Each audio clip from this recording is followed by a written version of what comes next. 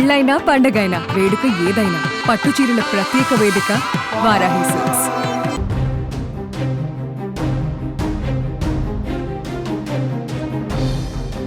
పాకిస్తాన్ దాడులతో భారత్ ప్రతి దాడులకు దిగింది. పాక్లోకి చొచ్చుకు వెళ్లి మరీ భీకర దాడులు చేస్తుంది. ఇస్లామాబాద్లో పాకిస్తాన్ ప్రధాని షహబాజ్ షరీఫ్ ఇంటి దగ్గర బాంబు పేలుడు సంభవించినట్లుగా సమాచారం. పాక్ ప్రధాని ఇంటి దగ్గర డ్రోన్లతో భారత్ దాడి చేసింది. వెంటనే అలర్ట్ అయిన పాక్ ఆర్మీ భారీ భద్రత నడుమ ప్రధాని షరీఫ్ ని సురక్షిత ప్రాంతానికి తరలించినట్లుగా తెలుస్తోంది. పాకిస్తాన్ దుశ్చర్యతో చిర్రెత్తిన భారత సైన్యం రెచ్చిపోతుంది. పాకిస్తాన్కు భారత దెబ్బ రుచి చూపించడమే లక్ష్యంగా ఒకేసారి త్రివిధ దళాలు రంగంలోకి దిగాయి. పాక్లోని పెషావార్, లాహోర్, ఇస్లామాబాద్, సియాల్కోట్ పైన బాంబుల వర్షం కురిపిస్తున్నారు. ఇప్పటికే త్రివిధ దళాల అధిపతులతో రక్షణ శాఖ మంత్రి రాజ్నాథ్ సింగ్ భేటీ అయ్యి సైన్యానికి పూర్తి స్వేచ్ఛ ఇచ్చారు. పాకిస్తాన్ పైన అటాక్ వేళ దేశ రాజధాని ఢిల్లీలో హై అలర్ట్ ప్రకటించారు. ఏ క్షణం ఏం జరుగుతుందో తెలియదని అందరూ అప్రమత్తంగా ఉండాలని హెచ్చరికలు జారీ చేశారు. ఇళ్ల నుంచి ఎవరూ బయటకు రావద్దని సూచనలు చేశారు.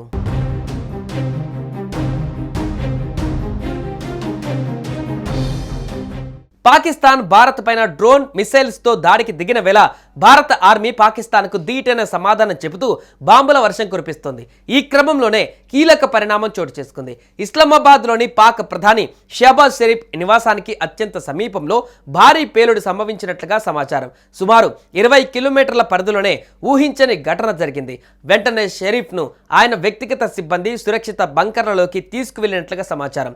ఈ విషయాన్ని అధికారిక వర్గాలు కాసేపట్లో అధికారికంగా ధృవీకరించనున్నాయి. మరోవైపు తెల్లవారేలోగా పాకిస్తాన్ను కకావికలం చేసేందుకు భారత ఆర్మీ కూడా సిద్ధంగా ఉన్నట్లు భారత రక్షణ శాఖ వర్గాలు వెల్లడించాయి.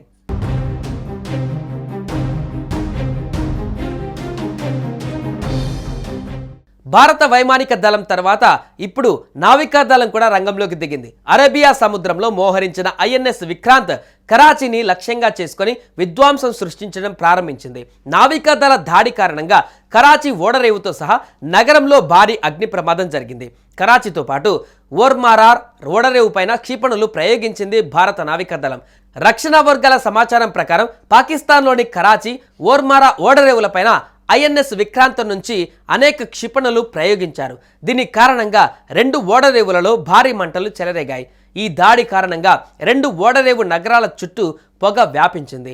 ప్రజలు భయాందోళనలతో తీర ప్రాంతాలను వదిలి బంకర్ల లోపలికి పరుగులు తీస్తున్నారు.